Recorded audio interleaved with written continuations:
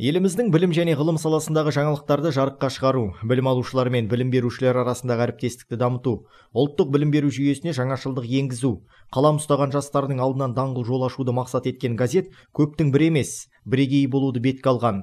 Білім жаңалықтары, жастар үні, ашық сабақ, таңдау жолы, поэзия, дарын, менің мектебім атты айшықты айдарларды қамтитын баспасөз құралының кез келген жастағы оқырманына берері бар.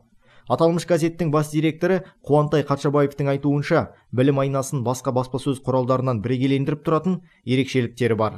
Ерекшелігіне тоқталатын болсақ, бұл газеттің басқа газеттердің ерекшелігі оқырмандары өзі журналистік қызметті атқарылады. Бірінші ерекшелігі. Екінші ерекшелігі ол жаңағы қандай да бір материал газетке шығатын болса, жаңа оқырмандарға қаламақы төленеді. Ол қазіргі уақытта өзі ұстаздар көбінесе жазады, одан кейін өткізе алмай жүреді ғой. Ал бізде қабылдаймыз, және де оған ақша төлейміз. Ал үшінші ерекшелігі бұл газеттің бағасының қолжетімділігі.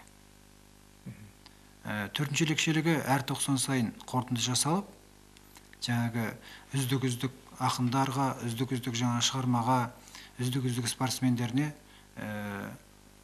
бір тиісті мөлшерде сый-сияпат жасау.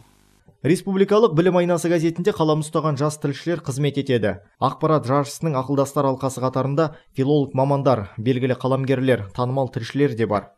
Қаламыздың бірқатар жастары мен мектеп ұстаздары аталмыш газетке жазылып үлгеріпті. Баспасөз құралына мақала жариялап, қалам тартқан ұстаздарға арнайы сертификатта табысталады. Газетке жазылған әр оқырман құнды сыйлықтар сарапқа салынатын ұтыс ойынына қатыса алады. Қазіргі таңда білім айнасы республикалық газетке жастар көбінесе жазылып жатыр. Оның ішінде әрине ұстаздарымыз, студент жастар, оқушылар. Газеттің жазылу бағасы да өте тиімді. Жарты жылға 750 теңге, бір жылға 1500 теңгені құрайды. Жалпы Жезқазған қаласында осы газетке ат салсамыз, мақала жазамыз деген жастар өте көп. Білім айнасы республикалық газеті оқырмандарының бірі болғыңыз келсе, қаламыздағы Қазпошта бөлімшелеріне баруыңызға, немесе төменде көрсетілген электрондық мекенжайға хат жолдауыңызға болады.